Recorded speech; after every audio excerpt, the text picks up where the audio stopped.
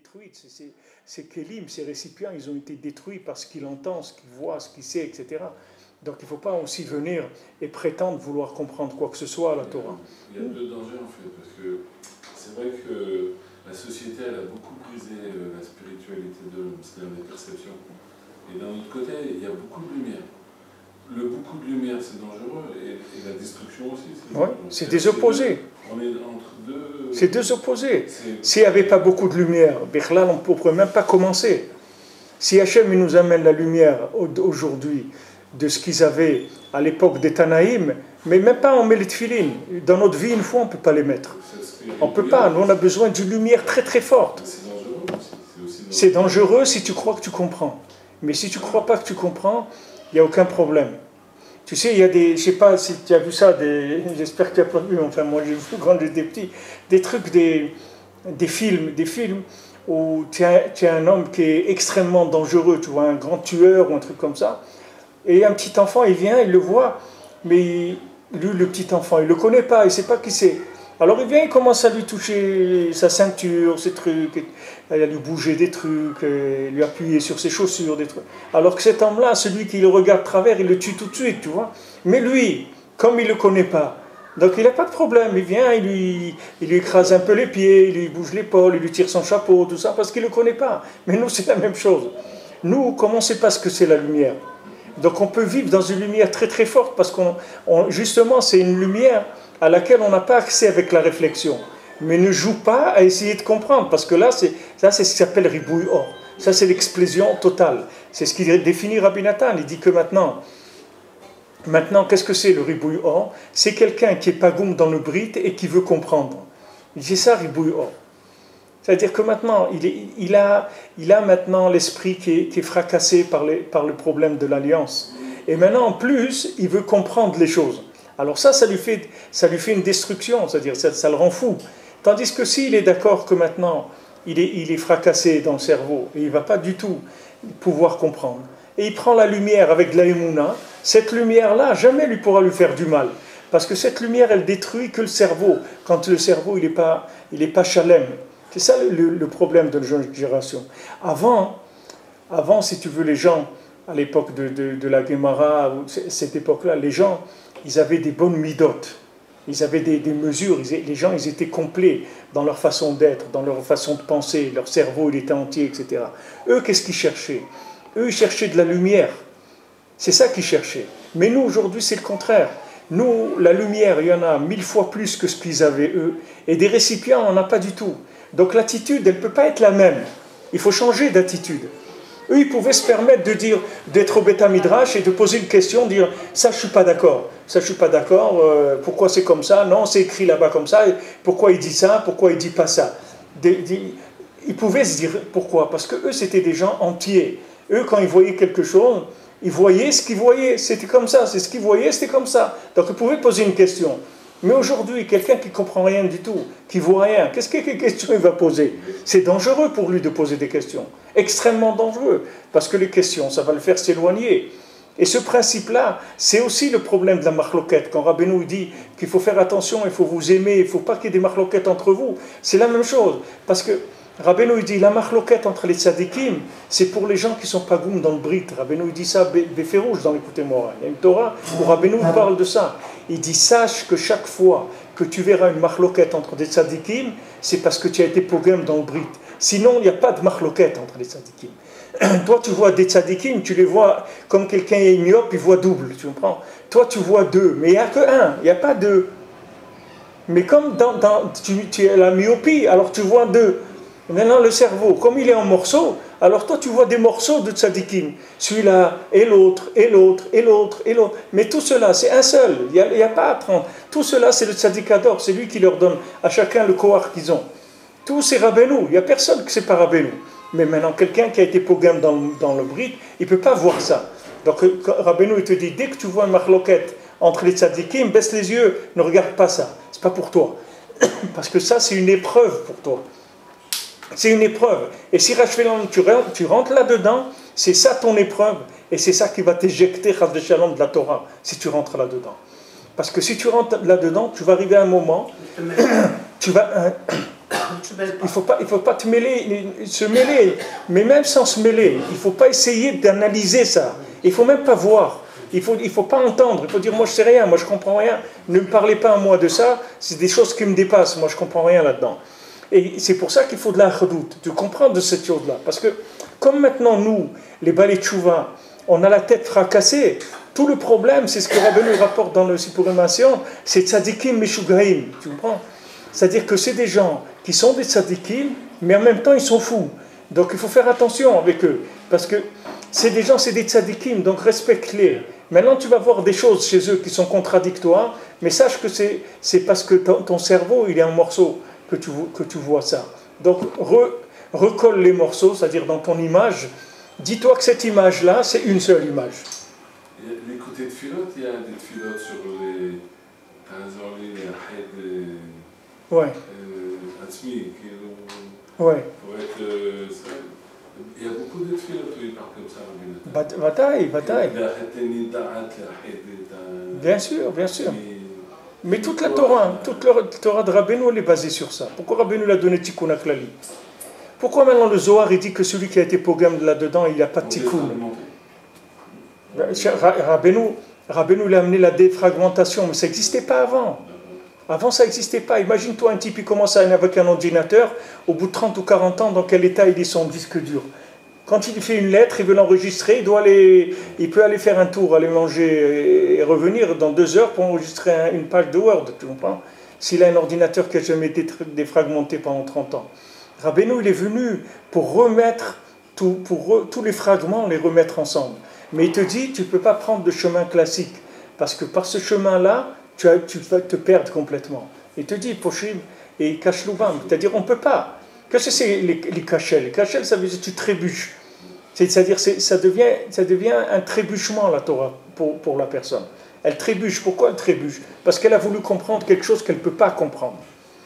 Tu vois quelqu'un qui sait jongler, par exemple. Quand il jongle avec 4, 5, 6, 7 trucs. Maintenant, viens, essaye-toi. Même 2, tu ne peux pas faire. Parce que c'est un truc, il faut arriver à une maîtrise. Ou bien tu essayes de faire de la batterie, par exemple, de taper avec tes mains et avec tes pieds, que chaque main elle joue indépendamment, chaque pied joue indépendamment. Mais ça s'apprend, ça. Un Ben Adam Ragil, il ne sait pas faire ça. Un Ben Adam, les 2 mains sont ensemble. Et les 2 pieds, ils vont ensemble. Il ne peut pas faire des trucs différents. Faire que la main fait une chose, l'autre main une chose, un pied une chose, et tous les 4 en même temps. Il ne peut pas. La Torah, pour quelqu'un qui a eu le Moar Pagoum, c'est quelque chose de très très difficile d'accès par l'intellect. Donc tu es obligé de prendre une bretelle, une autre voie qui est la Emouna. D'un côté, c'est quelque chose qui va si tu réussis, tu vas être beaucoup plus grand que quelqu'un qui a réfléchi. Parce que quand tu es passé par la Emouna, tu vas avoir des concepts qui sont parfaits, puisque ce n'est pas toi qui les as conçus. Donc ils sont parfaits. Ils sont conçus par le tzaddik. Rabbeinu il a dit, je veux que vous soyez des tzaddikim comme moi, kamoni mamash. Pourquoi kamoni? Parce que ce que je vous donne, c'est des compréhensions à moi. C'est des choses que vous, jamais vous aurez compris comme ça. Donc quand tu vas te construire avec la Emouna, Rabbeinu dit que quand tu te construis avec la Emouna dans l'écouté moral, tu vas avoir un moar, qu'il y a peu de gens dans le monde qui ont un cerveau comme ça. Parce que c'est un cerveau qui s'est construit avec les parties du cerveau de Rabbeinu. Donc c'est un cerveau énorme. Par rapport à chacun d'après sa madriga, bien sûr, d'après le kéli qu'il a. Mais il a pris par la Emouna, c'est-à-dire il est passé par la confiance. Il a emmagasiné de la confiance, avec de la confiance. Il a utilisé la méthode de la confiance. Il a fait confiance, il a emmagasiné. Et après, quand quelqu'un ne sait rien, c'est comme ça qu'il fait quand tu vas à l'école. C'est comme ça que quand le professeur te dit 2 plus 2, ça fait 4. Tu lui dis non, pourquoi ça fait pas 5? Tu lui dis rien du tout. Pourquoi? Parce que tu sais que tu sais rien. Donc, essaie-moi après, quand tu crois que tu as compris. Alors tu commences à utiliser ces choses-là.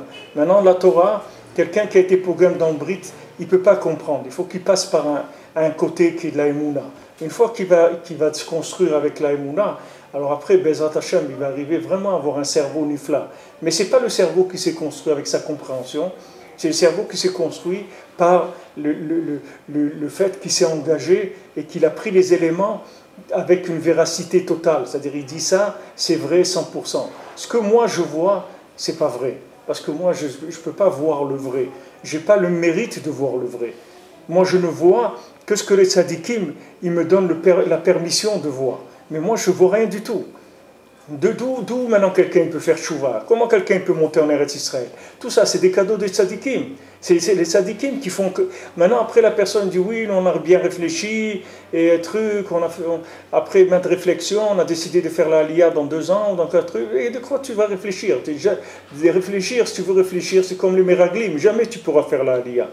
La Aliyah, ça se fait que par la Emouna. Alors, entre dans la Emouna, prie, demande à Kadosh Baruch Hu. Et à un moment, cette émouna, elle va être tellement mûre que tu vas sentir que tu dois y aller, c'est tout. Tu vas dire, bon, maintenant ça y est, on y va. Comment et tout, il n'y a plus de questions, c'est fini, on y va, c'est tout. Mais tu n'es pas passé par la réflexion, parce que la réflexion ne te donnera jamais la solution. Tu ne peux pas, au contraire. Elle va t'éloigner, tu vas comprendre le contraire, comme les Meraglim. Hachem me dit, si tu veux aller réfléchir, je vais te faire comprendre le contraire. Si tu acceptes ce que je te dis, tu vas bémettre être heureux. Maintenant, si tu veux comprendre, je vais te faire comprendre le contraire de ce qu'il y a là-bas, et jamais tu pourrais y avoir accès, et jamais tu auras ce bonheur-là. Alors passe par le côté de la Emouna. Pour ça que Rabbeinu il a dit que la Emouna. Il a dit à Rabbi Nathan, dès que tu parles de la Emouna, tu écris beaucoup sur la Emouna. Parce qu'aujourd'hui, pour réparer le monde, c'est que la Emouna. Il n'y a rien d'autre. Il faut être Ma'amin. C'est comme ça qu'on avance. Et on n'a pas le choix. Celui qui n'est pas Ma'amin aujourd'hui, il ne peut pas s'en sortir. Celui qui va réfléchir, il ne comprendra rien du tout dans la vie, ni dans le monde, ni dans rien du tout. Je vous ai dit tout à l'heure, les gens ils veulent comprendre qu'est-ce que c'est les Palestiniens, qu'est-ce que c'est les Israéliens, qu'est-ce que c'est... Ils ne peuvent rien comprendre, ce n'est pas la peine qu'ils interviennent, qu'ils posent leur plume, qu'ils posent tout, ils ne pourront jamais rien comprendre à ça. Parce qu'il n'y a qu'un Ma'amin qui peut comprendre ça. Quelqu'un qui n'est pas un Ma'amin, il ne peut rien comprendre à ces choses-là. Ce n'est pas pour lui.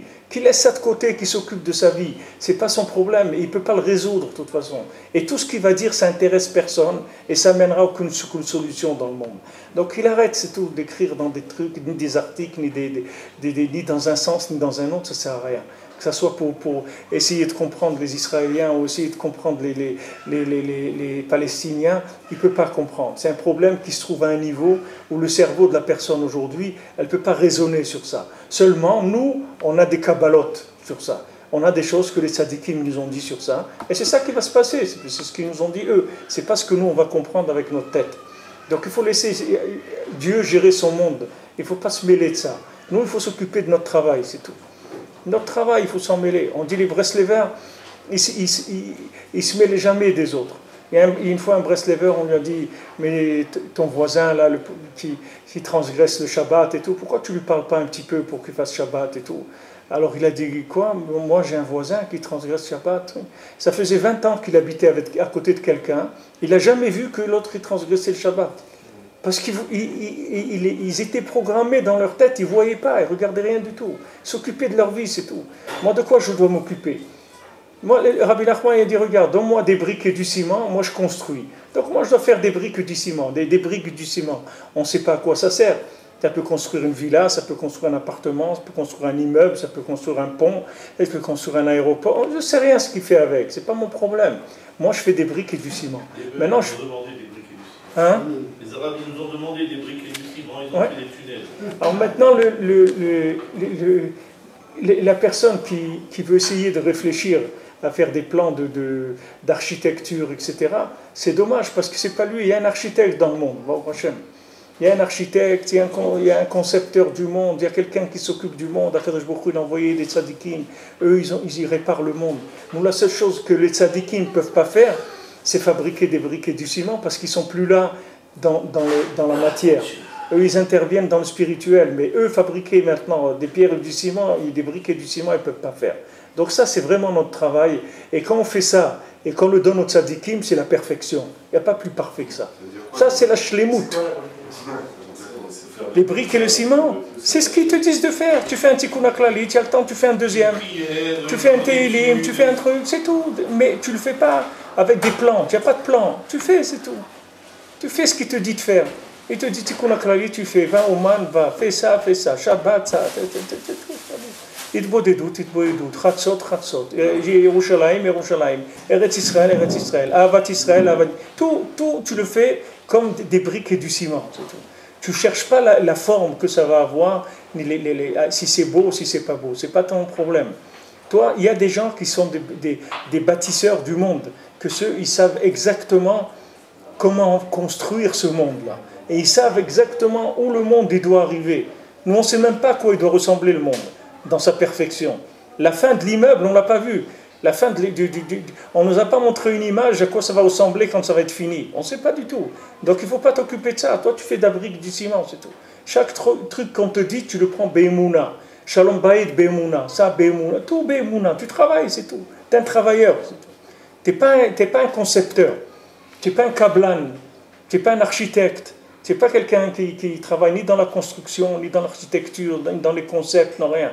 Tu es un ouvrier qui fabrique des briques, du ciment et qui les amène tous les jours. C'est tout.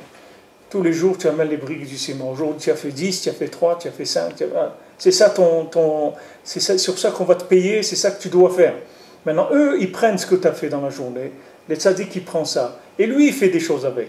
Et Bezrat Hashem, un jour, tu verras ce que tu as fait. Et la seule chose que tu vas regretter, c'est que tu n'en as pas fait plus, c'est tout. Comme quelqu'un, quand il me demande... ça va, vous ne regrettez pas d'être venu en Israël? Il dit non, la seule chose qu'on regrette, c'est qu'on n'est pas venu avant, c'est tout. Ça, c'est la même chose. Quand quelqu'un il a goûté en Eretz Israël, il est dedans, alors Véhémet, la seule chose qu'il regrette, c'est qu'il n'est pas venu avant. Mais dans le Olam HaEmet, c'est la même chose. Quelqu'un, il va voir, il va dire quoi? Avec un tikkun klali que j'ai fait en plus, ça fait ça, mais je savais ça, j'en aurais fait 15 par jour. Si on m'avait montré ça, j'en aurais fait 15 par jour, sans problème. Si tu me dis qu'on va aimer tout le lien, c'est ça. C'est que d'abord, on ne peut pas te le dire, parce que si on te le dit avec un cerveau fracassé, tu vas encore manipuler les choses, etc. Donc, on ne te dit rien du tout, on te dit, voilà, regarde, ça, c'est bien. Eretz Israël, il coule le lait et le miel. Ah, tu vois pas? Ok. Ça veut dire, nettoie tes lunettes, c'est tout. Change de lunettes. Mais c'est ça, pourquoi? Parce que c'est Hachem qui a dit que c'est ça. Donc, c'est sûr que c'est ça. Maintenant que toi, tu ne vois pas que c'est ça c'est ton problème. Mais lui, quand il te dit quelque chose, tu peux être sûr que c'est ça. Rabbi Nachman, quand il te dit, regarde, fais 1 heure d'Hitbodedut tous les jours, et je te garantis que tu n'auras aucun jugement sur toi dans le Olam Haba, tu peux être sûr, parce que lui, quand il te dit quelque chose, tu peux être tranquille. Et quand Rabbi Nathan, il te dit, fais 1 page ou 2 pages du côté de Philote, 2 pages tous les jours, et je te garantis que tu auras accès au Gan Eden, tu peux lui faire confiance.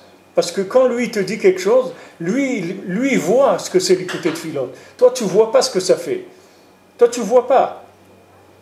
C'est comme un médecin, il te dit, si ça existait un vrai médecin, mais disons un médecin, disons l'exemple d'un médecin, parce que je ne sais pas si ça existe un vrai médecin qui maîtrise les médicaments. Mais ce médecin qui t'amène ce médicament, il te dit, prends ça, c'est tout. Prends un petit cachet comme ça, un truc, et ça va aller. Il dit quoi, un petit truc, prends ça, c'est tout, t'occupe pas. Alors Rabbi nous dit ça, c'est un Yetzirah, c'est que même le médecin lui-même, quand il veut se soigner, il doit aller chez un autre médecin. Il ne peut pas se soigner tout seul. Même si lui-même c'est un médecin. C'est-à-dire quand maintenant quelqu'un croit qu'il comprend quelque chose, il doit mettre ça de côté. Il doit rentrer dans la Emouna, même s'il comprend quelque chose. C'est pour ça que tu vois Moshe Rabbeinu va être Hanan Matanat Chinam. Pourtant Moshe Rabbeinu, s'il y avait quelqu'un dans le monde qui avait un mérite, c'était bien Moshe Rabbeinu. Mais il n'a pas utilisé le mérite du tout. Il a dit, voilà, les tzadikim, bien qu'ils ont des maasim tovim et des mitzvot, ils n'utilisent pas ça. Ils demandent cadeau gratuit. Donne-moi cadeau gratuit. Pourquoi? Parce qu'ils veulent passer par le côté de la Emouna. Ils ne veulent pas passer par le côté de venir encaisser ce qu'ils m'ont dû. Ils ne veulent pas. Il faut faire confiance. Et Béhémet, de l'autre côté, le plus grand guéinam de quelqu'un, c'est quand il va voir à quoi il serait arrivé s'il avait écouté le Rebbe. Simplement, c'est tout. Tu fais la Hitbodedut, tu fais Tikkun HaKlalit, tu dis Shulchan Aruch, tu vas au Man, tu fais ça. Simple, que ça, c'est tout. Fais que ça, c'est ça ton travail. T'occupe pas du reste. Des projets de construction, tu t'occupes pas de tout ça. Toi, amène de la marchandise tous les jours. Fais ce qu'on te dit de faire et tu verras que ça marche. Il y a quelqu'un ici qui habitait ici à Bukharim, dans le quartier des Bukharim, là, pas loin d'ici, en bas de Beth Israël. Il dit, un Breslever, son père il n'était pas à Breslev, c'était un Baal Tshuva. Et une fois, il a demandé à son père, il lui a dit, fais un tikkun klali, fais-moi plaisir une fois, fais un tikkun klali, pour une fois, fais-le pour me faire plaisir, c'est tout. Alors son père, il dit, bon d'accord, je le fais. Il a fait le tikkun klali. Après, quelques années après, son père, il est mort. Et son père, il est venu en rêve à son fils. Il lui a dit, je te remercie, tu ne peux pas savoir comment ce tikkun klali, il m'a aidé quand je suis passé devant le tribunal en haut. Il dit, ceux qui coulent le sel, un, il a fait dans sa vie. Pas Ouman, ici. Un, dans toute sa vie. Il dit, tu ne peux pas savoir comment ça m'a aidé quand je suis passé devant le tribunal. Un. Alors imagine-toi quelqu'un, il a fait 1000, 3000, 10 000. Regarde et combien quelqu'un il peut ramasser avec les sortes de Rabbeinu. Simple, pas shoot. Les Breslevers, c'était toujours des gens simples. C'était pas des gens compliqués, ils compliquaient rien. Même quand ils connaissaient la Torah, que c'était des grands Talmidei Chachamim, le fils de Rabbi Nathan, une fois, il sortait du mikvé à Ouman, et il y avait un Talmid Chacham qui avait une question dans la Gemara, il avait demandé à tous les rabbanim d'Ukraine, personne ne pouvait répondre. Alors, ils lui ont dit, demande au fils de Rabbi Nathan. Et il avait un fils qui était un grand Talmid Chacham, Rabbi Nathan, pas Rabbi Yitzhak, Rav Shechna, je crois, il s'appelait Rav Shechna. Alors, ils lui ont dit, demandez-lui à lui. Alors, en sortant du mikvé comme ça, il est venu sur Rav, il lui a dit, voilà, j'ai une question et tout. Et à peine il a fini de poser la question, le fils de Rabbi Nathan, il lui a répondu, alors il voulait courir derrière lui pour dire, waouh, et lui il s'est sauvé, il a dit, qu'est-ce qu'il y a, allez, c'est-à-dire il voulait faire tout un inyan de ça. De dire, waouh, comment tous les rabbanim, ils n'ont pas su me répondre, et lui, il m'a répondu comme ça, en marchant, sans réfléchir, sans rien. Parce que eux, pourquoi ils avaient cette humilité? Parce que leur connaissance, ils l'ont prise par les chemins de la Emouna. Donc ça leur donnait, en même temps qu'ils étaient des géants, mais en même temps, ils étaient humbles. Parce qu'ils ne sont pas devenus des géants avec leur cerveau. Donc ça ne leur a pas donné ça n'a pas gonflé. En même temps qu'ils ont appris, ça n'a pas gonflé. Ça a laissé l'homme simple. Parce qu'il a tout pris gratuit. Donc il ne va pas venir s'enorgueillir. Un gars qui est assisté, qui a une maison gratuite, il a une voiture gratuite, du manger tout gratuit, et il ne va pas dire je suis riche, il n'est rien du tout. On lui donne une voiture de fonction, une maison de fonction, une vie de fonction, un cœur de fonction, tout on lui donne.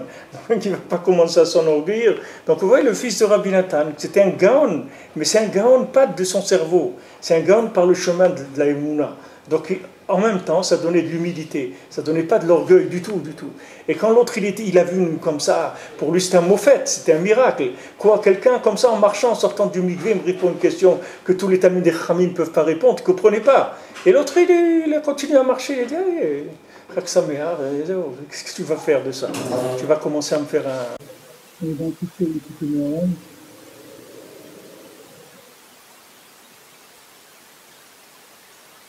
On est arrivé à la page 13 dans la lecture, et le dernier paragraphe, qui est le paragraphe 7. וזהו כלל גדול כמתי עליון לא תצא הרעות והטוב. Et un principe général qu'il faut connaître, c'est que d'Akadosh Baruch Hu, il ne va jamais sortir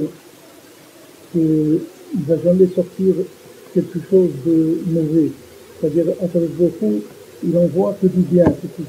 Akadosh Baruch Hu, il n'envoie rien de mauvais dans le monde. Or et Pashut, d'Akadosh Baruch Hu, il va sortir que de la lumière Pashut, de la lumière qui est de l'énergie pure. De l'énergie pure, d'accord? Archétype Kinakakli Hamekabel, maintenant selon le récipient de celui qui reçoit la lumière, c'est comme ça que la lumière elle va se dessiner en lui.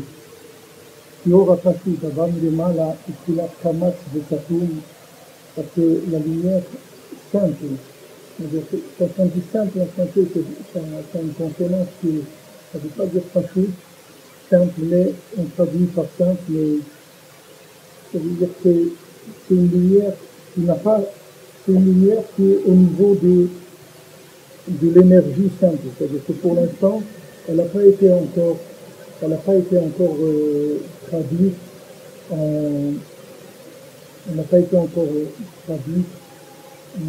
dans des récipients. C'est-à-dire que tout ce monde-là, tout ce monde, tout le monde qui est de récit tout ce monde, ce sont des récipients. C'est-à-dire qu'il a créé des récipients. Ces récipients, ce sont des récipients qui donnent à la personne le choix d'être qu'elle est. C'est-à-dire que la personne, elle va être qu'elle est selon ses récipients. Si elle a des récipients de quelqu'un qui fait du commerce, de quelqu'un, d'un médecin, ou d'un rabbin. Chacun, il a des récipients. La forme du récipient, c'est ça qui donne la chose. Par exemple, la lumière d'un arbre et la lumière d'une vache, c'est la même chose avant. Mais parce que l'arbre, c'est un arbre, qui devient un arbre. Et la vache, c'est une vache, c'est pour ça qu'elle devient une vache. Par exemple, vous plantez une carotte, mais vous plantez une banane. Maintenant, les deux, vous les plantez dans la terre. Maintenant, une graine de carotte, elle sort une carotte, et une graine de banane, elle sort une banane. Maintenant, quand vous voyez de la terre, il y a une banane, dans la terre, il n'y a pas de banane, pourtant la banane, elle sort de la terre. Maintenant, la graine de la banane, c'est un pli qui prend dans la terre la banane. Et la carotte, c'est un pli qui dessine la lumière de la terre en carotte. Donc, ça sort une carotte. Donc, un Ben Adam, il fait ses récipients. Et ces récipients, c'est ça, lui. C'est ce qu'il a fait. Maintenant, il arrange ses récipients. Il va parfaire ses récipients. Il va les raffiner. Il va devenir quelqu'un d'autre. Il peut avancer sans arrêt. C'est-à-dire, mais le Isaac, c'est le récipient. La lumière, c'est quelque chose qui est complètement, si vous voulez, transparent. C'est neutre, voilà. C'est neutre. Ça n'a pas de... Hein? Voilà, c'est ça.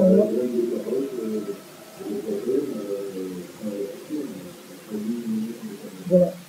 Elle traduit la lumière en carotte, l'autre traduit en banane, l'autre en pomme. Mais tu ne peux pas dire que la lumière c'est de la carotte ou c'est de la banane. C'est pas ça la lumière. La lumière, c'est pas ça. La lumière, c'est comme si tu dis dans l'essence. L'essence, c'est pas ça qui fait rouler une voiture vite. L'essence, c'est de l'essence. Maintenant, tu as une voiture puissante, si vous dites, c'est une voiture qui n'est pas puissante, qui n'est pas vite, mais dans le réservoir, c'est la même chose, si vous voulez. Le récipient, c'est lui qui va définir la lumière. Alors ça, c'est important de savoir parce que le monde, il est donné à l'homme, les mains pour le dessiner, c'est-à-dire pour en faire ce qu'il veut de ce monde. C'est-à-dire ce que tu vois aujourd'hui dans le monde, ça pourrait être un autre monde. Mais l'homme, il l'a dessiné comme ça, c'est tout. Comme tu donnes un artiste, un peintre, tu lui donnes un pinceau et de la peinture, voilà, il t'a dessiné une maison, il t'a dessiné une nature morte, il t'a dessiné un bonhomme, et c'est pas la peinture qu'il a, c'est pas le pinceau qui fait ça. C'est lui. Voilà. Après, il va donner la force, c'est des cellules. Maintenant, il y a des cellules qui sont des récipients de base, qui sont les récipients de la base du création du monde, qui sont ce qu'on a autour de nous. Maintenant, ce qu'on a autour de nous, toute la nature, elle aussi, elle bouge avec l'homme. C'est-à-dire, elle peut être plus rentable, elle peut être moins rentable. Il y a des technologies par exemple, en Amérique, par exemple, ils ont dit à des spécialistes israéliens de venir sur les dates qui vont en Amérique, parce qu'ils ont les tiers de la production par rapport à Israël dans les dates. Alors, ils veulent des spécialistes pour savoir comment on fait pour avoir plus de dates, comment on fait pour que ça soit comme ça. Alors là, il développe le monde comme il lui semble que le monde doit être. Mais ça, c'est à son appréciation en lui, c'est-à-dire qu'on ne sait pas d'émettre ce que ça doit être. Le monde, disons que l'homme, il dessine selon son imagination. Il a une imagination, c'est-à-dire ses récipients, et il dessine. Si on va passer par le mois, au final, de sa tour, c'est-à-dire la lumière qui vient d'en haut, elle est neutre, et elle est fermée. C'est-à-dire elle est complètement, c'est-à-dire, elle est hermétique, c'est-à-dire que cette lumière-là, elle ne fera pas qu'indiquer ce qu'elle est. Elle a aucune indication dedans. Parce que si elle avait une indication, ça y est, on s'en serait sorti depuis longtemps. Mais la lumière, elle n'a pas d'indication. C'est comme si vous mettez de l'essence dans des réservoirs, il ne vous dira jamais où il faut aller. L'essence, elle ne vous dira pas où il faut aller. Elle vous fait rouler, mais où c'est vous qui décidez. Vous voulez un GPS, vous voulez après c'est libre. Après, c'est la fête au village. Après, chacun est là et chacun commence à spéculer sur le monde. Il dit non, le monde c'est ça, non c'est ça, non. Il faut faire de l'art, il faut faire de l'argent, il faut construire, il faut soigner les gens, il faut libérer les gens, il faut emprisonner les gens, il faut faire ça, Chacun il a sorti des inventions. C'est le capitalisme, c'est ça la vérité, moi c'est le communisme, moi c'est le bouddhisme, moi c'est le... Chacun il essaye d'interpréter. Mais la lumière, elle n'a aucune indication. Alors d'un côté, c'est très angoissant parce qu'il y a des gens, les mentaux qui sont faibles, mais ils sont faibles, mais ils sont vrais. Alors maintenant, quand ils veulent faire quelque chose, ils voient ce qu'il y a dans le monde, ça ne les intéresse pas trop qu'on les propose. Mais c'est des gens faibles, c'est pas des révolutionnaires, c'est pas des fédéraux, c'est des gens simples. Alors ils ne savent pas ce qu'ils vont faire. Parce que ce qu'on leur propose, ça ne les intéresse pas tellement. Si tu arrives à les motiver pour ce qu'ils démarrent dans la construction de quelque chose. Et dans les côtés, ils sont perdus parce qu'ils savent bien que cette lumière, il faut bien faire quelque chose. Quelqu'un, il a la vie c'est une lumière. Maintenant, qu'est-ce qu'on en fait de sa vie? Qu'est-ce que je vais aller? Je vais aller en Martinique, construire des bateaux de pêche, je vais aller où je vais aller? À New York, je ne sais pas ce que je peux faire dans ce monde. Donc les gens, les marchés, ils sont à la recherche de quelqu'un qui va leur dessiner la lumière. Et ça, il y a des grands exploitants dans le monde qui savent très bien ça. Donc là, eux, ils attendent les gens à la sortie.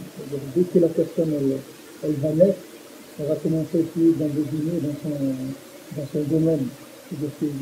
Alors, si la personne, elle n'a pas d'inspiration à l'intérieur, alors elle se laisse attraper.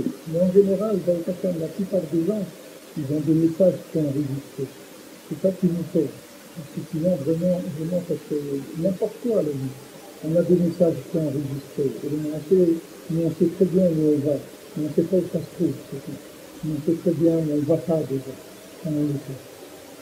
Ça, c'est extraordinaire. Parce que quelqu'un vient vous vendre quelque chose, il dit non, ça, c'est pas ça. Ça, c'est pas ça. Ça, c'est pas ça. Eh bien, c'est quoi? Je sais pas. Mais ça, c'est pas ça, c'est pas ça. Et vous avancez. Maintenant, si vous fatiguez, à la moitié vous lâchez, vous prenez n'importe quoi, c'est tout. Et si vous ne fatiguez pas, vous continuez, vous allez arriver. Vous allez arriver à quoi? Ah, et si haut que votre méchant-là, il va vous dire. Parce que comme quelqu'un, une des personnes que David qui était sur eux, il va dire que Pachout, le mot Pachout, c'est démarqué à médicament. Pachout, c'est démarqué à médicament. C'est-à-dire que c'est de l'énergie spirituelle pure. C'est-à-dire c'est du dynamisme spirituel, cette énergie-là. Et ce dynamisme spirituel est extraordinaire, seulement tout dépend de ce qu'on vient. Il y a un lien de quantité, il y a un lien de qualité, il y a beaucoup dans les cellules, il y a beaucoup de récipients, il y a beaucoup de... Quelqu'un il a un dé à coudre, l'autre il a un vase, l'autre il a un truc de 500 litres. Chacun il a des forces pour la quantité de lumière qu'il peut gérer. Mais à part la quantité, il y a une qualité, c'est-à-dire il y a une orientation. C'est une orientation, car Rabbeinu l'a dit un petit peu, c'est bien.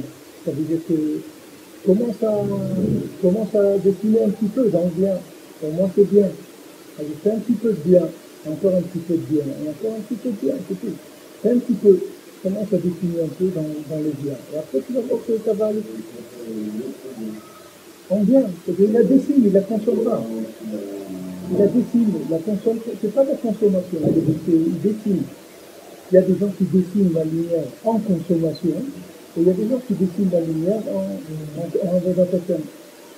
Maintenant, après, il t'a fait une esquisse dans le monde.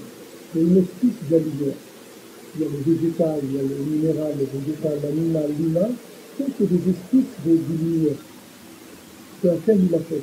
Normalement, avec ces esquisses, tu dois pouvoir s'entourer. Mais la plupart des gens ne peuvent pas. Il y a que les tzadikim qui arrivent à s'entourer avec ça. Alors les tzadikim, ils ont été essayé de trouver. Et après, M. Rabbeinu, par Achmani, qui nous a fait descendre la Torah, que la Torah, c'est que des kélim. La Torah, c'est que des kélim. Toute la Torah, c'est des kélim. Maintenant, qu'est-ce qui dérange pour faire la Torah? C'est quand on a des kélim, des midot qui sont opposés à la Torah. Comme la Torah, c'est que des midot, des mesures. Donc, si quelqu'un n'a pas les mesures qui correspondent aux mesures de la Torah, il va être en très grande difficulté pour appliquer la Torah. C'est-à-dire qu'il va vraiment avoir du mal à appliquer la Torah, à vivre la Torah. Parce que lui, il a une façon de dessiner la lumière qui est différente. parce qu'il a des mesures différentes. Pour lui, il y a des valeurs, il a des valeurs différentes dans sa vie. Donc ces valeurs, soit il arrive à les soumettre à la Torah, dans la joie, en reconnaissant la valeur de la Torah, il va toucher, parce que quand il va faire la Torah, ça va être dur pour lui, parce que ses récipients ne sont pas adaptés à ça. Mais il a le mérite qu'il peut signer, malgré que ses récipients ne sont pas adaptés à ça. En espérant qu'un jour, il va avoir des récipients qui seront adaptés à la lumière de la Torah. C'est-à-dire à la lumière de la Torah qui est déjà dans des récipients. Et ça lui permettra d'être heureux dans la Torah. De tous les gens qui sont comme ça, qui font du judaïsme light, du judaïsme traditionnaliste, etc., c'est des gens qui ont d'autres mesures que les mesures de la Torah. Donc eux, ils ont les mesures de ce que c'est ce monde, et par rapport aux mesures de ce que c'est ce monde, alors eux, ils vont vivre, ils vont avoir leur vie de tous les jours, leur façon de s'habiller, de manger, de s'amuser, de voyager, etc. Mais toujours dans une petite atmosphère de judaïsme, c'est-à-dire il y aura toujours la cassette, le sabbat, etc. Ou attention, ils vont dans les restaurants, on va pas manger de la viande, on va manger des salades, des trucs comme ça.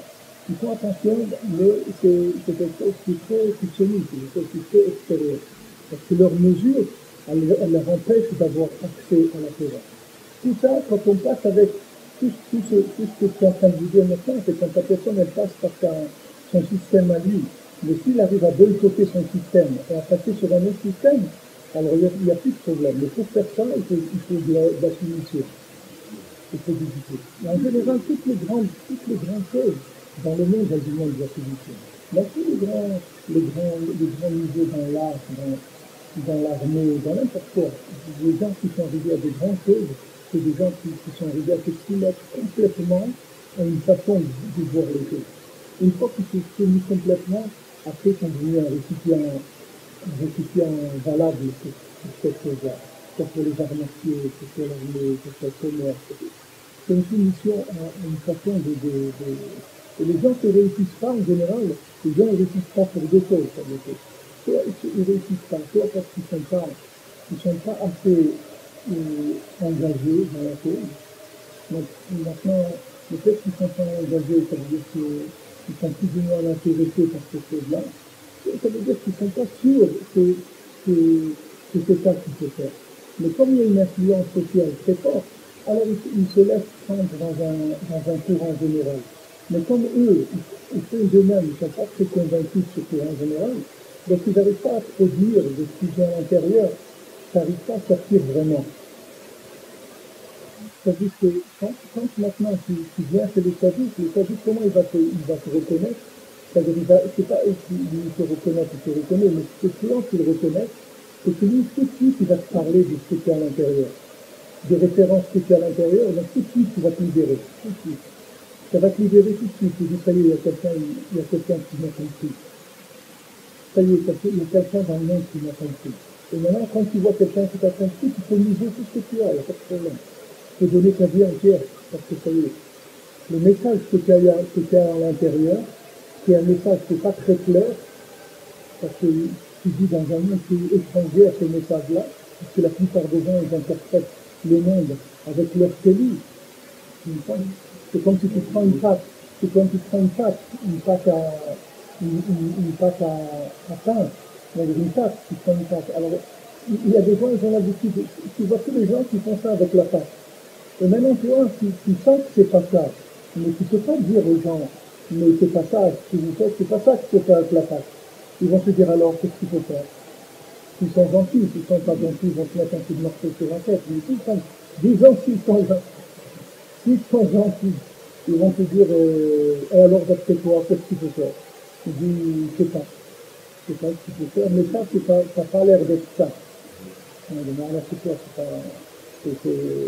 c'est comme un mal-être, tu me déduis, c'est tout. Ah, non, bien sûr. Ouais. Ouais. Non, c'est les prières.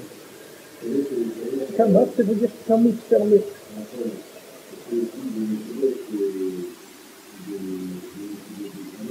Oui, bien sûr.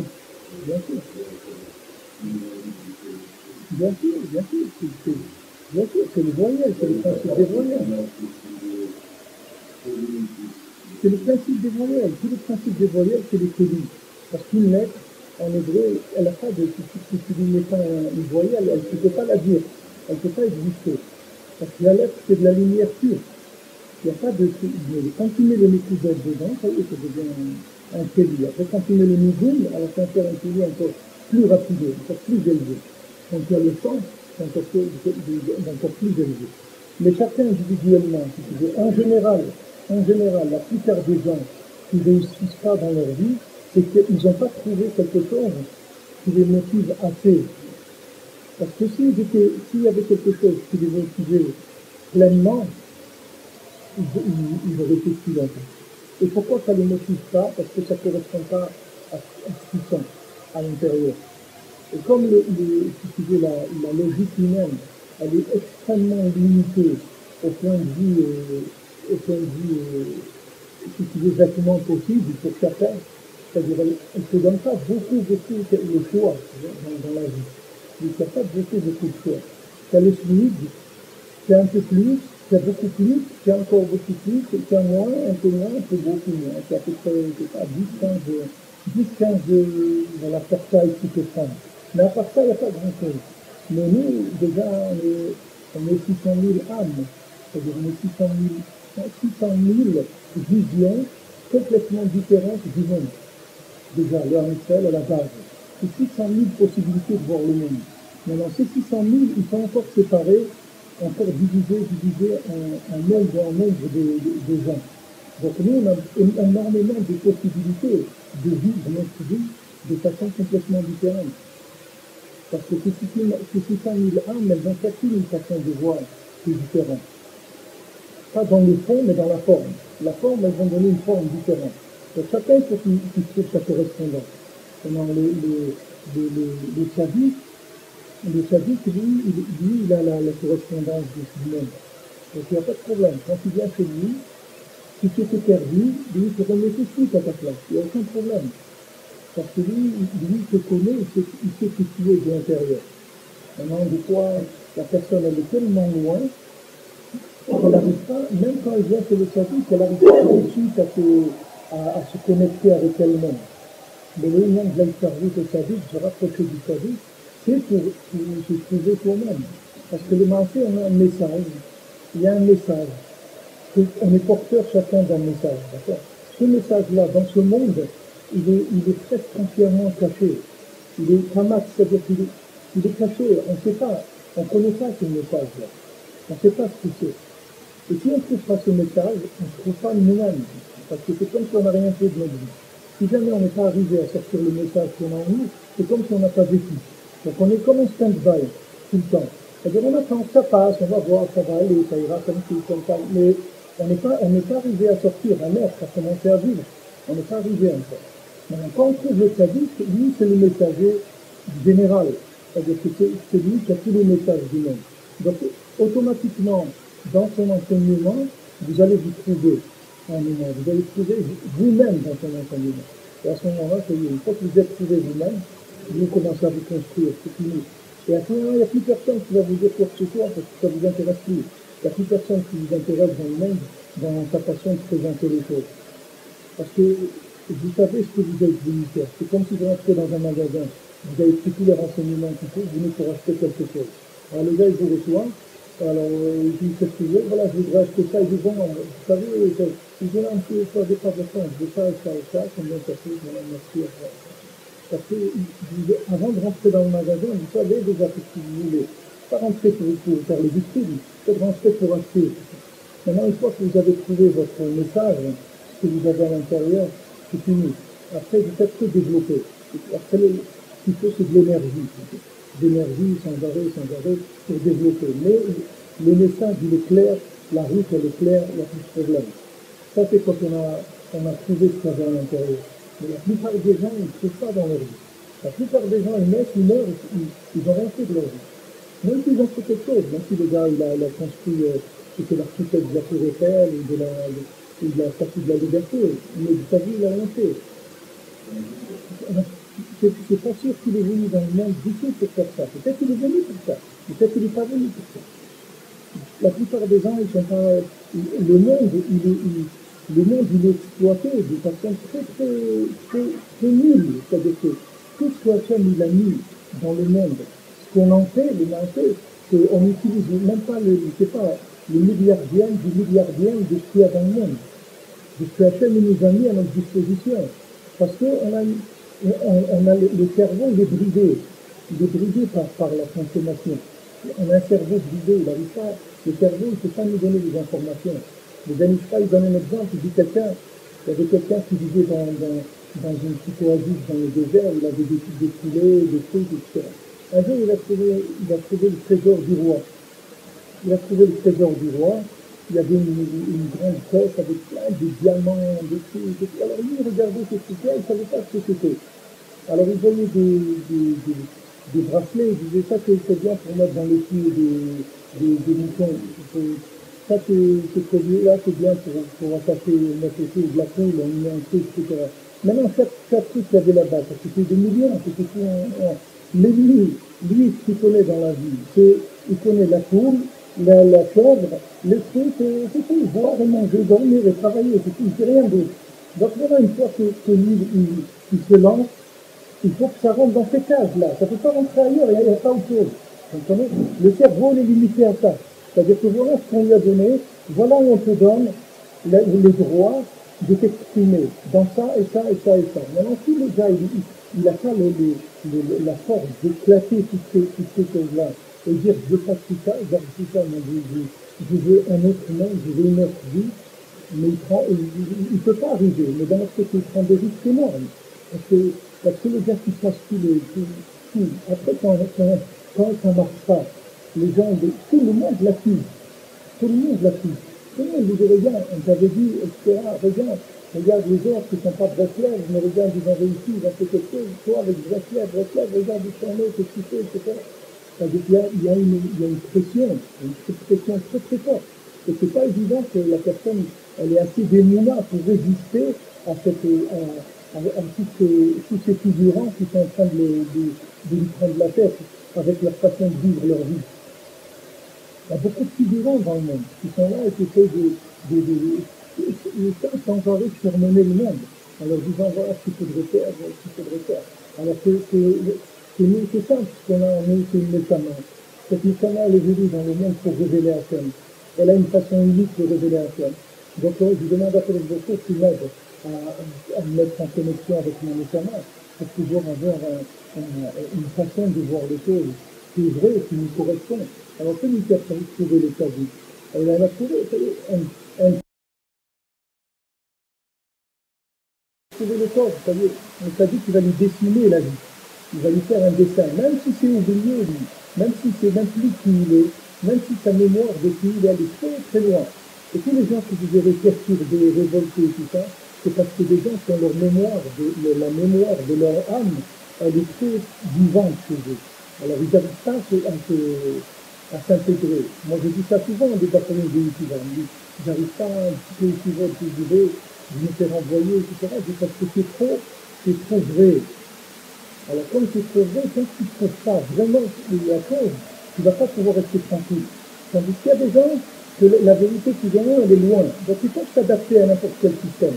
Ça ne les dérange pas. Parce qu'ils n'ont pas cette vérité qui bouillonne en eux. Mais ceux qui ont de la vérité qui est à fleur de peau, comme ça, alors tant qu'ils n'ont pas trouvé vraiment leur truc, ils ne sont pas bien, ils sont complètement déboussolés, ils n'arrivent pas. Une fois qu'ils trouvent le Tzadik, ils vont se calmer tout de suite. Tout de suite, ils vont se calmer. Il n'y a pas la personne, elle se calme, elle se sent bien. Après, c'est une question après, déjà, on rentre déjà dans le stade de la productivité, déjà. Et ça, c'est déjà, on est dedans, déjà. On parle maintenant de produire. Déjà, on a trouvé l'article, on a trouvé l'usine, on a trouvé les commandes, on a tout trouvé. On a ce qu'il faut, c'est commencer à produire. Ça, c'est une deuxième étape. Donc, c'est important de savoir que la lumière qu'il y a dans le monde, c'est une lumière neutre. C'est pas une lumière qui a été touchée pour qui que ce soit. Et Hachem, par respect pour l'homme, pour l'homme, c'est-à-dire pour le monde, pour le libre arbitre, il n'est jamais, il ne prend d'indication dans cette lumière pour vous dire à quoi le faire. Il n'y a que le sadique qui vous donnera des indications. Lui, il a le droit. Lui, il a le droit, à titre personnel, il a le droit. Parce que lui comme vous voyez, comme M. Rabbeinu me fait des reproches, il dit, regardez que j'ai jeûné 40 jours et tout, pour vous donner la Torah, je reviens, je me trouve en train de faire des bêtises, etc. Je remonte à Hachem, il veut se détruire, et je reste encore 40 jours chez lui, et je descends un petit four avec les deuxièmes tables, etc. Et je dis, vous m'avez fatigué avec vos trucs, etc. Mais ils ont trouvé dans un berger. Ils ont trouvé un berger qui prend la responsabilité. Il dit, ils sont à moi, je m'occupe d'eux. Je m'occupe d'eux, ils sont à moi, c'est mes enfants, je m'occupe d'eux. Comme on a vu, les enfants, c'est les élèves, c'est ça les enfants. Ensuite, les Talmudim, c'est les Banim, c'est ça les Talmudim. Les Banim, des vrais Banim, c'est les enfants qui ont pris c'est les gens qui ont pris les noirs du rab, c'est ça les enfants. Alors maintenant, quand il y a un sadique qui nous guide, ben, on est déjà dans une lumière qui a déjà une forme. Déjà on sait que ça se trouve. On n'est pas lancé dans la jungle, ils vont n'importe où. Les gens commencent d'un côté, après ils vont de l'autre, après ils vont là au Chili, au Pérou, en Brésil, après à Londres, et après là-bas, et en Afrique, et dans ça. Et il tourne, mais les années, les compteurs, ils tournent, la montre, elle ne s'arrête jamais. Donc tout ça tourne, mais on n'a pas mis faire son temps. Donc maintenant, quand quelqu'un va trouver le sadique, il vient chez M. Rabbeinu. M. Rabbeinu, il a fait à sa place tout de suite. Tout de suite, il l'a fait à sa place. Tout de suite. C'est ça qu'il s'appelle sadique, il s'appelle Aimé Aïda. Ça s'appelle les yeux de l'assemblée, c'est sadique. Parce qu'ils voient pour toute l'assemblée. Ils s'appellent les yeux de l'assemblée. Eux, ils voient pour tout le monde. Et ils savent exactement chacun où est sa place. Ils vont vous donner des conseils qui correspondent exactement à ce que vous pouvez faire sur terre et ce que vous devez faire. C'est pour ça que Rabbeinu, il a dit, Hachem, il m'a promis que jamais il ne prendrait un de mes hommes quand je n'aurais pas fini de le réparer complètement. C'est quelque chose c'est avant tout quelque chose de puissant.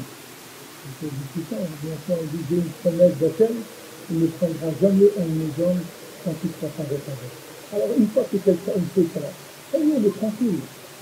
Il est tranquille, il fait ce que le sadique lui dit faire, comme des petites choses qu'il dit faire, parce que le sadique n'est pas exigeant, il ne donne pas beaucoup de choses.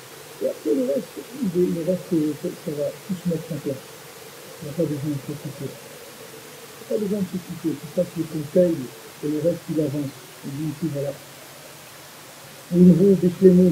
Alors maintenant, si son série, si le récipient de la personne, c'est un récipient parfait, Az Mekabel Itchenat Meorot Malé. À ce moment-là, il reçoit le principe de Meorot Malé. Meorot Malé, ça veut dire quoi? C'est hors des kélim, c'est de la lumière dans un récipient. Ça s'appelle Meorot Malé. C'est comme si tu prends un café, tu veux boire un café, il faut un récipient. Si tu n'as pas de récipient, où va le café? On va le jeter par terre, qu'est-ce qu'on va faire avec? Où on te sert? Dans quoi on te sert? Alors, Meorot Malé, c'est quand on a trouvé la lumière qui a rempli le récipient. Ça s'appelle Meorot Malé. Qu'est-ce que ça veut dire? Ça veut dire que tu vas voir maintenant cette lumière-là, qu'est-ce que c'est? Parce que tant que cette lumière, elle n'est pas rentrée dans un récipient, tu ne peux pas savoir ce que c'est. Quelqu'un va venir, il va te vendre. Il va te vendre le communisme, il va te dire que c'est ça la lumière. Il va te dire que c'est ça la lumière, mais tu n'as rien compris. Mais c'est ça la gauche, c'est ça le truc moderne. C'est ça l'idéologie moderne. L'idéologie moderne de quoi?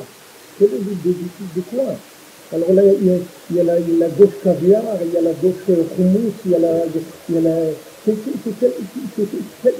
de quoi? La gauche de quoi? C'est quoi?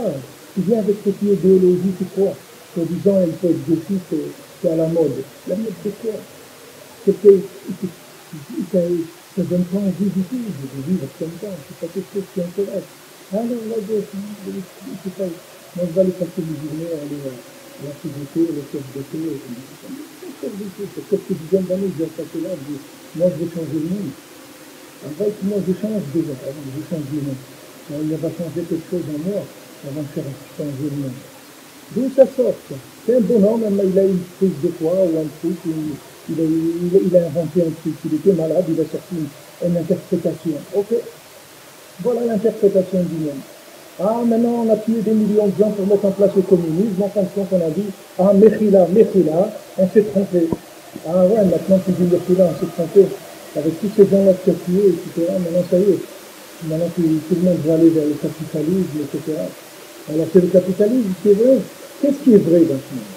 On ne sait pas ce qui est vrai. On veut aller chez quelqu'un, que lui, il a un dépôt de la vérité, mais de la vérité, de la lumière dans un cellule. Pas de la lumière saine comme ça.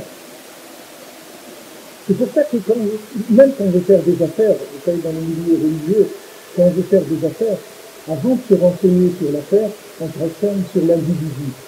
Si l'individu est bien, on parle de l'affaire. Si l'individu n'est pas bien, on ne parle même pas d'affaire. Il n'y a pas besoin de parler.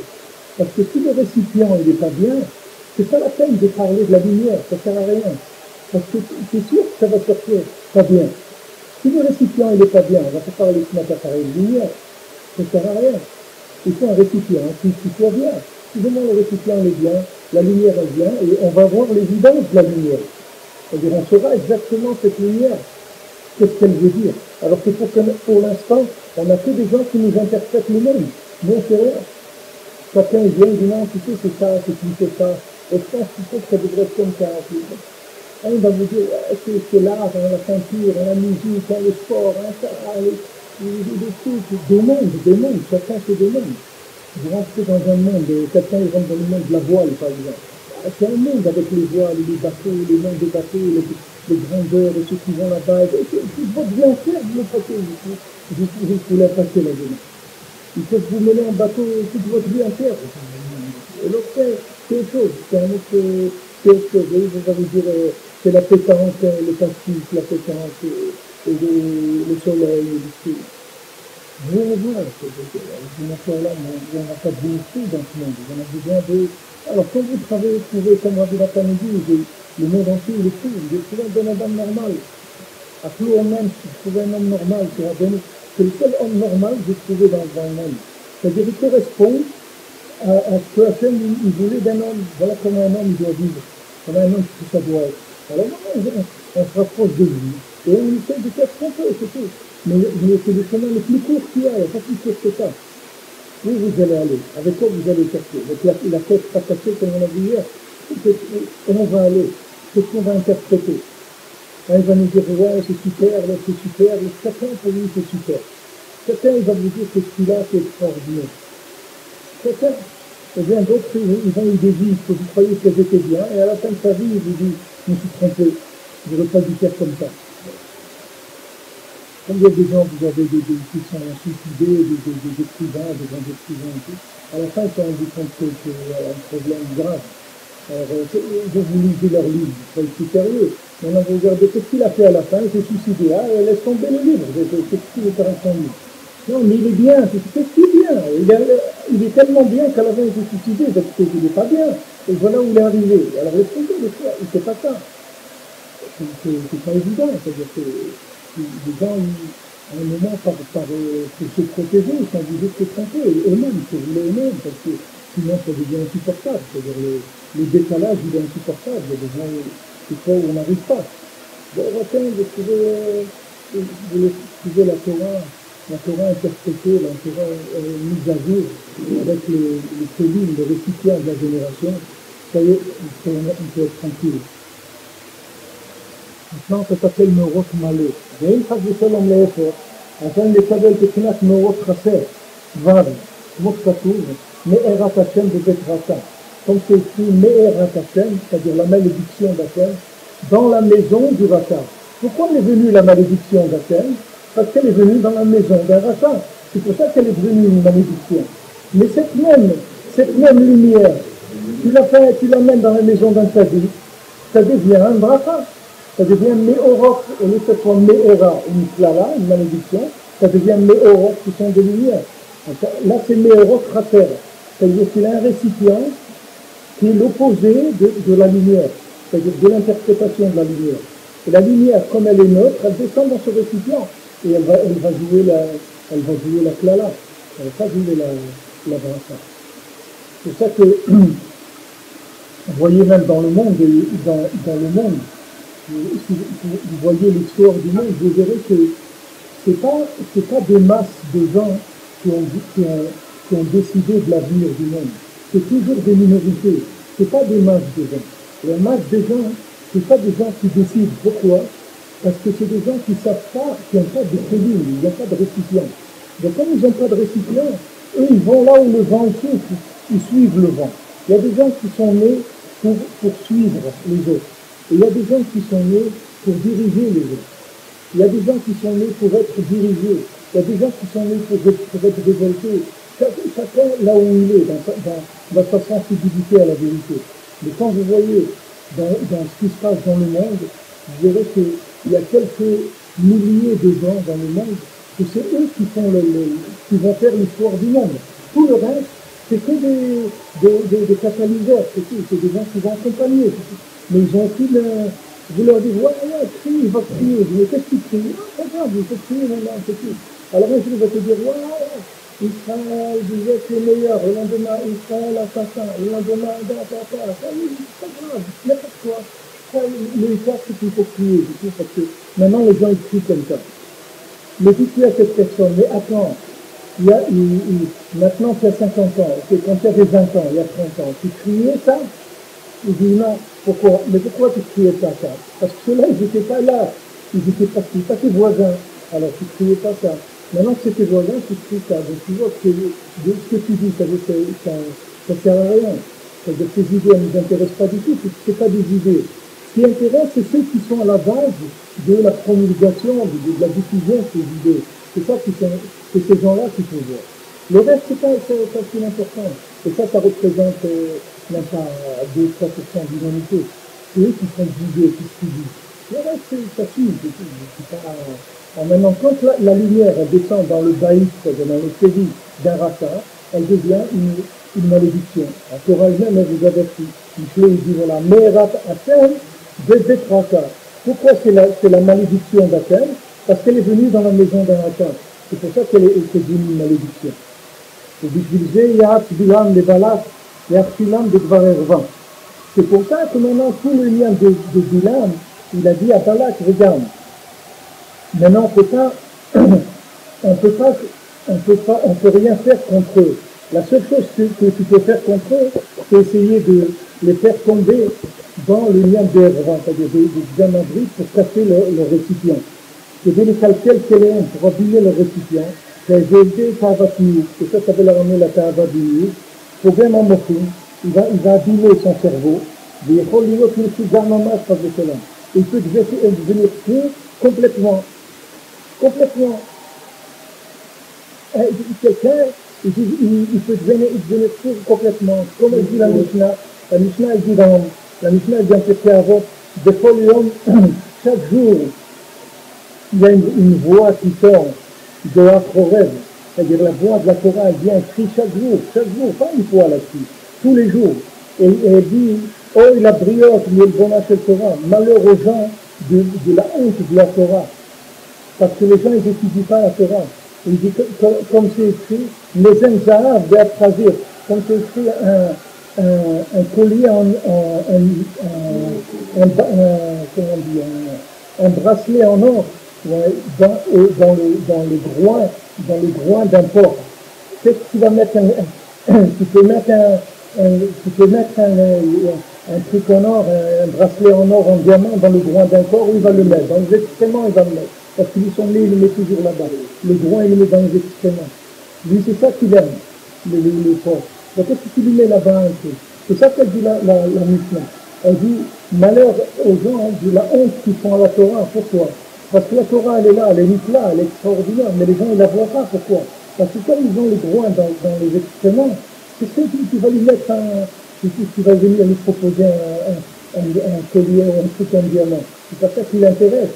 Alors, c'est ça et ça tous les jours, il y a une voix qui sort pour dire aux gens, arrêtez arrêtez de vous comporter comme des porcs, allez changer votre vie, venez goûter la Torah, regardez comment la Torah elle est mise là. Mais pour arriver à apprécier cette Torah, il faut un petit peu arranger les kélim, il faut que les récipients ils commencent un petit peu à se réparer, un peu de tikkun avrit. Et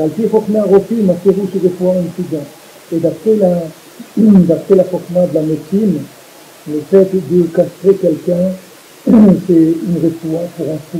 Pourquoi? Parce que cette chose-là, c'est elle qui remet, c'est-à-dire que quand quelqu'un il n'a plus cette part-là, alors il a son cerveau qui remet des morceaux, ils se remettent ensemble, et il commence à comprendre un petit peu des choses, il commence à se calmer un petit peu. Donc j'ai aussi le cadeau souvent à Bavéima, et c'est ça que le Yesod, la Shira de Yesod, elle remonte jusqu'à Bavéima, c'est-à-dire elle remonte jusqu'au Chokma et Bina, jusqu'au cerveau, de Primat Sheni, Yudke, mais Idalehem Primat Amokim. Comme c'est écrit, mon nom est Yudke, comme on a vu avant. Yudke, il est méïd sur le Ham Israël, qu'ils ont des mochim. C'est-à-dire que maintenant, quand il y a Tikkun Abrit, ça veut dire qu'il y a des mochim. Et le Ham Israël, qu'on dit qu'ils sont Kulam Tzadikim, ça veut dire n'importe quel juif, il a Tikkun Abrit, de naissance même, il a ça. Parce qu'il vient du Zéran d'Avraham Avinu, et que Avraham Avinu, il était le premier qui a fait la Brit Mila dans le monde. Donc lui, il a cette kédusha-là d'Avraham Avinu. Donc tous les Bnei Israël, ils ont cette possibilité de voir les choses. C'est-à-dire ils ne sont pas comme des gens qui sont aveuglés dans ce monde. C'est-à-dire eux, ils sont capables de comprendre quelque chose dans ce monde, qui peut leur parler. Le Bnei Israël qui peut leur parler de quelque chose. Même s'ils sont là où ils sont, qu'ils sont perdus, qu'ils ne savent rien. Mais tu peux aller leur parler. Parce qu'ils vont écouter, à la fin, ils vont écouter quelque chose. Comme le Balsila, il leur a parlé. À la fin, il a vu, au Hachem, il était content, il a dit, enfin, ils ont écouté quelque chose. Enfin, il y a quelqu'un qui lui a dit, mais qu'est-ce que je peux faire et tout. Il est venu tous les jours, il lui parlait. À la fin, la personne, elle a dit, mais de toute façon, je suis tout seul dans le monde, qu'est-ce que je peux faire et tout. Alors, il Balsila, quand il a entendu ça, il était content déjà. Il a dit, bon Hachem, au moins, il y a un qui m'a écouté, c'est déjà bien. Il n'a pas dit, je suis d'accord avec toi. Il a dit, qu'est-ce que je peux faire? Mais du moment où il a dit, qu'est-ce que je peux faire, c'était déjà quelque chose. Parce qu'il a dit, qu'est-ce que je peux faire? Quand il dit, qu'est-ce que je peux faire, ça veut dire, je sens que ce que tu dis, c'est vrai, mais regarde où je suis, dans quel mélange je me trouve, je suis imbriqué dans tellement de choses, etc. Alors, quand il a entendu ça, il a vu que ça y est, c'est possible déjà de commencer à travailler. Parce que l'autre, il arrivait un petit peu à le bouger de sa place. Quand il lui a dit, alors et après, qu'est-ce que tu veux que je fasse? Qu'est-ce que tu veux que je fasse? C'est comme s'il lui dit, qu'est-ce qu'il me demande? Aller contre tout le pays, contre tout le monde entier, je vais aller moi tout seul. Mais ça, c'est déjà pour le Balsila, c'était déjà une réussite, parce que le comment, lui, il avait le Balsila. C'est pas ça qui le dérangeait. C'est-à-dire, lui, ce qui le dérangeait, c'est quand la personne, elle n'a pas compris que c'était ça la vie. Que la vie, c'était de se rapprocher d'Hachem. Maintenant, quand il lui a dit comment, le Balsila, il a dit comment, je repasse après, je m'occupe de toi, avec le comment, c'est pas un problème. Mais déjà, qu'il a vu que la personne, elle était convaincue qu'il y avait quelque chose qui n'allait pas dans sa vie, ça c'était déjà énorme. C'était déjà quelque chose qui était énorme. C'est pour ça qu'on voit que même les Talmidim du Baal Shem Tov, quand ils n'arrivaient pas à parler aux gens, toujours le Baal Shem Tov disait, allez faire Tshuva. Allez faire Tshuva, si vous leur parlez, vous allez voir qu'ils vont vous écouter. Parce que quand il y avait quelque chose qui n'était pas clair dans le message, alors le Kéli, il n'arrivait pas à dessiner la lumière de façon parfaite. Mais quand le Kéli, il dessine la lumière de façon parfaite, tous les gens sont littéraires du Tshuva. Il n'y a pas de problème. Tout le monde a envie de faire du Tshuva. Tout le monde a envie d'être heureux dans ce monde. Il n'y a personne qui veut rester malheureux toute sa vie. Maintenant, pourquoi ils n'arrivent pas? Parce qu'il n'y a personne qui arrive à présenter la lumière comme il faut pour cette personne-là. Moshe Rabbeinu, il est venu, il a amené la Torah. Mais Moshe Rabbeinu, il est venu amener la Torah, il l'a posée devant l'âme Israël. C'est tout, voilà la Torah. Maintenant, après, débrouillez-vous, voilà, je vous ai dit ce qu'il faut faire. Maintenant, débrouillez-vous. Maintenant, on dit Rabbeinu, il est venu, il a amené le Kiyum, la Torah. Rabbeinu, il a amené comment on fait la Torah. Comment on arrive à faire la Torah. C'est ça que Rabbeinu, il a amené. Rabbeinu, il a amené la Hidvodédut, il a amené le secret de comment on arrive. Comment on arrive à se corriger, comment on arrive à progresser, comment on arrive à obtenir ce qu'on n'a pas. Rabbeinu, c'est une seule chose, c'est la Hidvodédut, c'est tout, il n'y a rien d'autre. Je dis, voilà, parle avec Hachem. Rabbi Nathan, il dit, il te manque quelque chose, ça veut dire que tu n'as pas prié, ou tu n'as pas prié assez. Prie, c'est tout, ça va te venir. Prie encore, jusqu'à ce que tu vas obtenir. Il n'y a pas d'autre chemin, ne perds pas ton temps. Ne commence pas à faire semblant, des trucs et tout, ça ne sert à rien. Lui, il voit clair, il te voit, il voit le monde, il voit Hachem, il sait tous les éléments, quoi. Quelle est la place de chaque chose. Si tu veux quelque chose, prie, Hachem va te le donner. C'est tout, ne te casse pas la tête. Fais ça, ne réfléchis pas. Parce que pour comprendre ça, il faut que tu aies brise. Le jour où tu auras fait la brise, tu comprendras ce que c'est l'Aïdvélédie. Et tant que tu ne sais pas ce que c'est, profite de le faire, même si tu n'as pas fait la brise.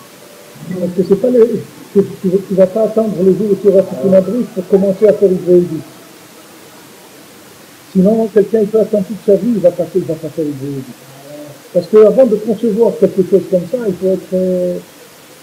dans la Torah, il faut être très avancé. C'est des avodotes que les tzadikim ils faisaient avant. Le Rabbeinu, il en a fait quelque chose de populaire, de simple. Il a descendu à un niveau simple. En se disant, regarde, investis-toi là-dedans. Ça, c'est la porte d'entrée dans le judaïsme, c'est la porte d'entrée à Kameshama, c'est la porte d'entrée au contact avec Hashem, et c'est la porte de la bracha. Parce que ta maison, ça fait une maison de bracha. Toute lumière qui rentre dedans, c'est une bracha. Une fois que tu as rangé tes kélim, une fois que tu as fait des kélim avec la Torah du Kaddish, toute la Torah qui rentre dedans, ça devient une bracha. Tout de suite. N'importe quel petit de Torah, il devient une bracha. Même si la personne qui a écrit ça, elle-même, elle ne sait pas ce qu'elle a écrit. Avec la Torah du Kaddish, tu prends une Torah de quelqu'un d'autre et tu la rends quelque chose de consommable pour le monde. Quelque chose qui va servir les maatés. Parce qu'une fois que tu as le récipient, tout ce que tu mets dedans, ça chante. Tout ça devient un nigum. Tout ce que tu rentres dedans, c'est un nigum mifla. Mifla meilleur. Pourquoi? Parce que lui, il a un récipient de Gdusha. Alors on a fini ici le Kitsour. Et déjà, demain, on va commencer par Parot la Fortement. Je ne sais pas combien de temps ça nous prendra. Après, déjà, on avance dans l'étude, tout ça à la porte.